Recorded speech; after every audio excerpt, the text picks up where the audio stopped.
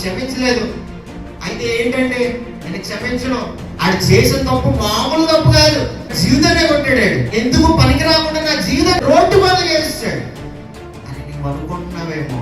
అయితే నా దేవుడు మాట్లాడుతున్నాడు కదా, మీలో ప్రతి వాడును తన సహోదరుడు హృదయపూర్వకముగా క్షమింపని ఎడల, ఒకవేళ క్షమించకపోతే నా పరలోకపు తండ్రి ఆ ప్రకారమే నీ ఎడల చేయును. స్తోత్రం చెబుతామా?